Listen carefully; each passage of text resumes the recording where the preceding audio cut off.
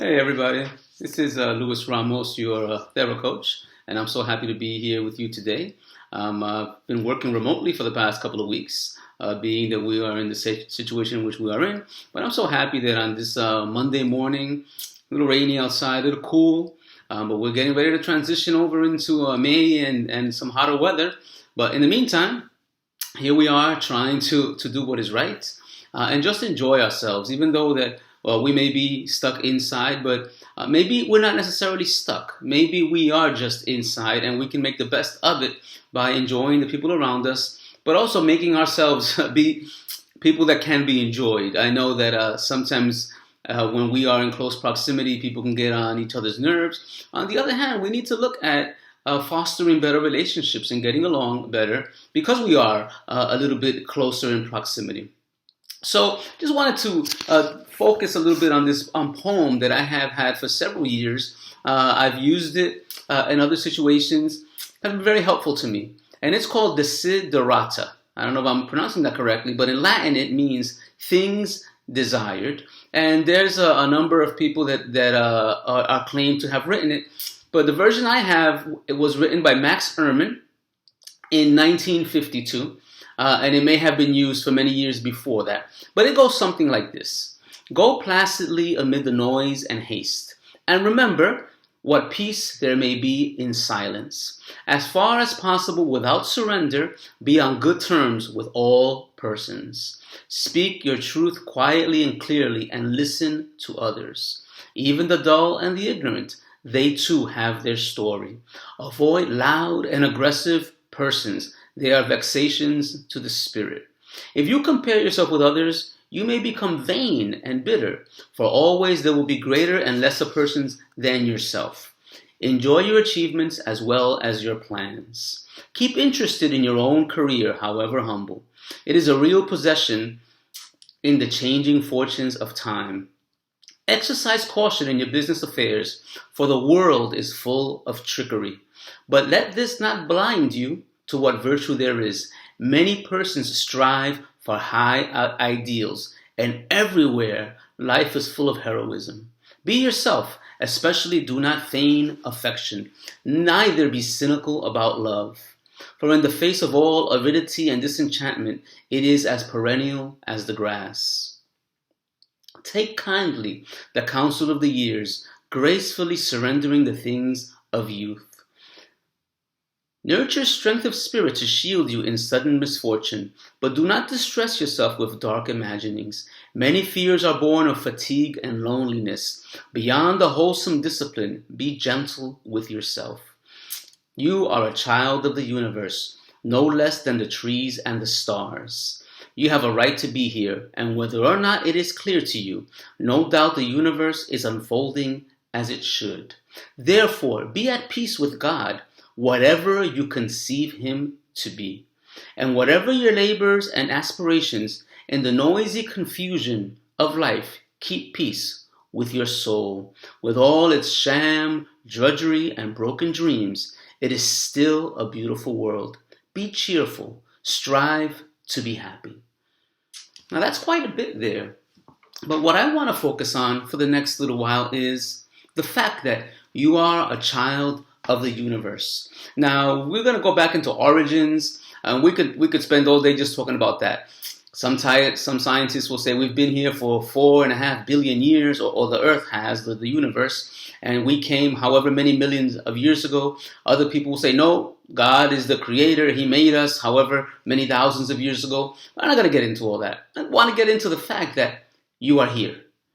Out of 7.8 billion people on this planet, the universe deemed that you were a necessary object at this time.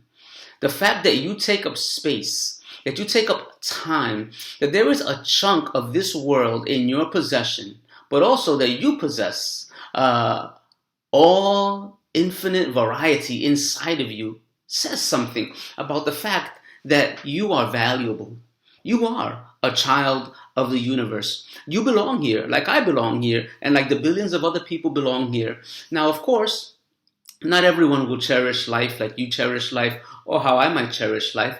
But we have to keep in mind the fact that you exist says something about that although there was the possibility of you not being here, you are here. And the fact that you are here means that there's an inherent value in you. You are an important person. You affect other people. The way you speak, the way you think, the way you act makes a difference. So what does that mean? Well, that means that you have the ability to interact with other beings, whether they be human beings, animals, plants, whatever it is. You have an opportunity to interact with all of these other beings, and you can make their life better. You can make their life worse. You can make a person happy. You can make a person sad. You can make yourself happy. You can make yourself sad. As I think about how often we can pull ourselves down into negative situations and negative thinking because of what we're going through. Right now, we are in the midst of this pandemic, and some people are hoping that perhaps we may be able to get back to some sense of normalcy, but we don't know what that's going to look like. I heard someone say in the news this morning, and I thought it was a good thing. We're going to go back to an abnormal normal. What does that mean? That things are not going to be the way they used to be. They cannot be the way they used to be because something has profoundly changed. Many people have perished. Many people have suffered. Other people have willingly been heroic in giving of their time and of their value, of their self-worth.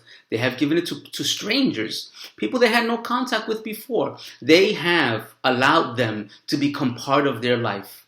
And so my question is, for all of us, what are you doing that demonstrates how you value yourself? Are you putting yourself down? Are you saying, I can't do this or I can't do that? If anything this pandemic has taught us is that any of us at any moment could have passed away. You could have contracted the virus, or I could have contracted it, but we didn't. And maybe you did and you overcame it. But maybe one of your relatives did it and they did not overcome it.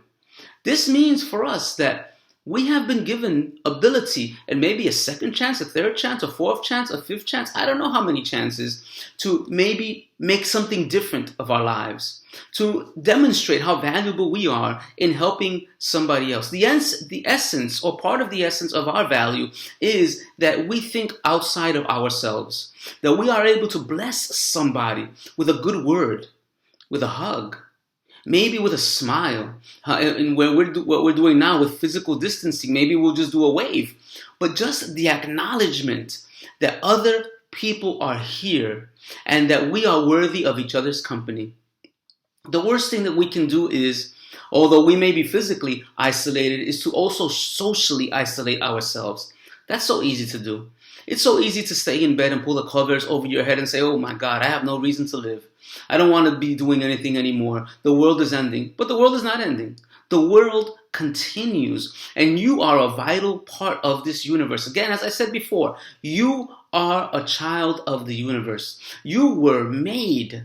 You were born. You were created. You came to be for a purpose. What is that purpose? Well, you know what? I'm not going to get into the nitty-gritty of each individual person, but the fact that you affect other people says something about your ability to make a change, to strengthen somebody, to give somebody a good word, to let that person know you belong here just like I belong here. I think that what we need to do now, from now on, is to measure ourselves according to how many people we are helping.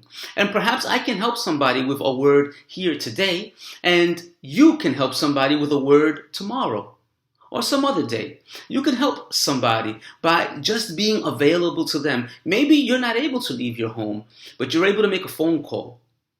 You're able to send an email. You're able just to text somebody. Maybe you're able to put out a good word on Facebook, something encouraging, something that would motivate somebody on this day. See, the point of what we're suffering is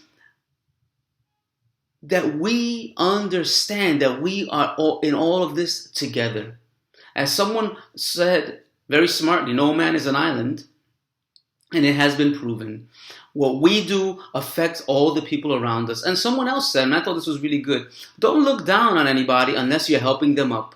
Isn't it so important that we are able to lift somebody up who's down? Maybe by that cheerful word that you give them, maybe by a simple joke, maybe by a smile, the look in your eyes, the ability to look at someone and say, hey, I'm in this with you. We are going to get through this. So I just want to leave you with those words today. You have ability. You have potential. What are you doing with that? I don't know. What I'm seeking to be today is a better person than I was yesterday. And I hope to do that. Maybe these words will encourage you. If they do encourage you, I hope that you send them forward. And not only that, but that you would also take these words to heart. Remember, you are a child of the universe. Don't belittle yourself. Don't put yourself at a level less than anybody else. Just like anybody else deserves to be around, you deserve to be around. So I hope this is a blessing to you. Have a wonderful day, a wonderful week, a wonderful life, and keep on moving forward. Don't get stuck. But when you do get stuck, you know what? Reach out for help. And after you get help, maybe you can reach out and help somebody else. Be blessed.